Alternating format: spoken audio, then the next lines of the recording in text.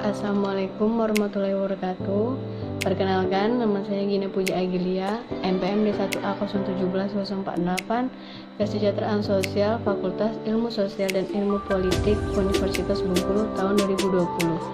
Baiklah, dalam video kali ini saya akan menjelaskan tentang materi analisis stakeholder. Analisis stakeholder. Stakeholder adalah sistem pengumpulan data dan informasi dari individu atau sekelompok orang yang memiliki keterkaitan atau kepentingan terhadap sesuatu keadaan atau situasi yang sedang berlangsung karena sebuah perubahan. Latar belakang terjadinya proses pembangunan yaitu yang pertama, menyangkut orang banyak, yang kedua, bersentuhan dengan berbagai aturan, yang ketiga, melibatkan berbagai pihak, yang keempat, mempertimbangkan berbagai aspek, dan yang kelima, memiliki waktu yang panjang. Pengertian stakeholder menurut para ahli, yang pertama, menurut Freeman, stakeholder adalah bahwa sekelompok masyarakat dan juga individu yang saling mempengaruhi oleh pencapaian tujuan dari organisasi tersebut.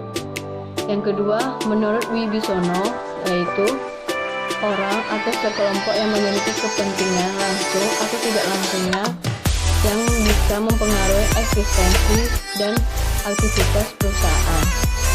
Menurut Bissett, stakeholder adalah individu atau sekelompok masyarakat yang berkepentingan pada permasalahan tertentu. Tahapan analisis stakeholder. Yang pertama, identifikasi kapasitas.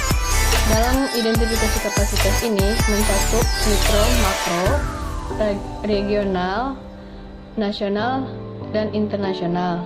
Yang kedua, identifikasi kelompok prioritas yang mencakup tentang kepentingan dan pengaruh. Yang ketiga, identifikasi partisipasi, yaitu yang tercakup koordinasi. Klasifikasi stakeholder. Yang pertama, stakeholder primer atau utama, yang artinya pihak yang berhubungan langsung dengan perusahaan dalam pembuatan kebijakan, program, dan proyek. Contoh stakeholder utama, yang pertama, public manager dan community leader. Yang kedua, stakeholder sekunder atau pendukung, yang artinya pihak yang tidak berkaitan secara langsung dengan kebijakan, proyek, dan program. Contohnya saja, lembaga pemerintah, yang kedua LSM, yang ketiga perguruan tinggi, dan yang keempat badan usaha. Yang ketiga, key stakeholder atau kunci, yang maksudnya unsur eksekutif berdasarkan tingkatannya atau instansi dan legislatif yang berwenang secara sah atau legal dalam pengambilan keputusan. Contohnya saja, pemerintah daerah, DPRD, dan dinas yang bersangkutan. Di dalam dinas stakeholder dapat dikelompokkan menjadi dua, yaitu stakeholder internal dan stakeholder sekunder.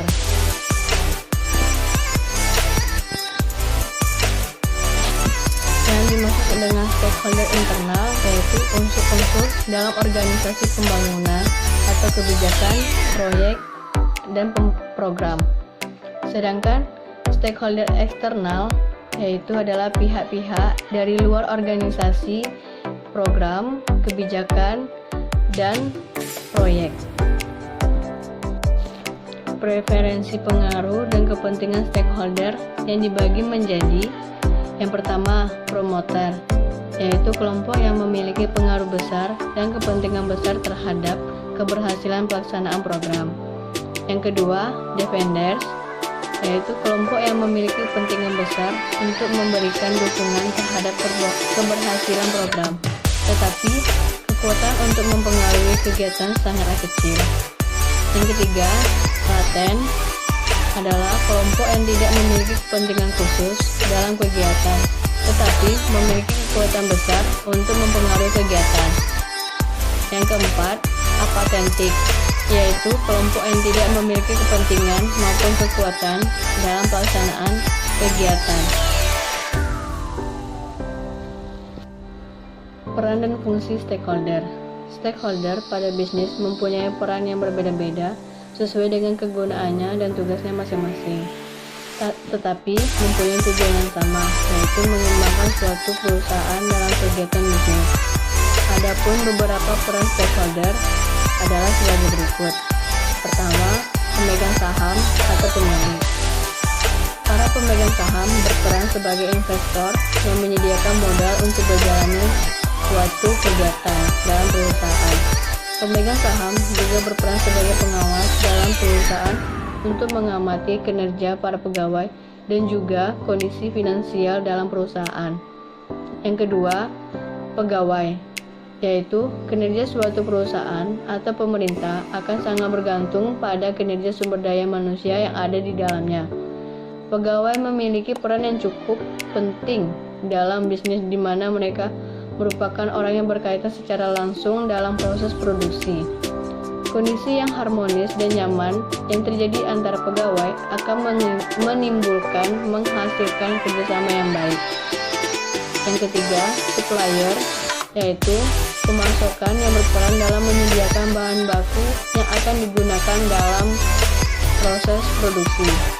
Jika terlambat pengiriman bahan baku, bisa mengacaukan jalannya proses produksi yang akan berdampak pada proses pemasaran dan distribusinya. Yang keempat, konsumen. Konsumen adalah yang berperan sebagai pengguna dan pengamat asli dari produk dari suatu perusahaan. Laku atau tidak lakunya barang yang akan dijual semua bergantung pada selera masyarakat, sehingga saran konsumen sangat penting untuk kemajuan suatu perusahaan. Yang kelima, bank atau kreditor merupakan lembaga keuangan yang memberikan pinjaman kepada perusahaan. Pada dasarnya, kreditor mengasih pinjaman dengan syarat tertentu untuk jaminan uang mereka akan kembali dalam waktu yang tepat yang telah dijanjikan. Keenam, konsumen. Pada perusahaannya hanya bisa berjalan lancar atau tidak jika memiliki konsumen yang tertarget sebagai pengguna produk atau jasa yang telah dijual.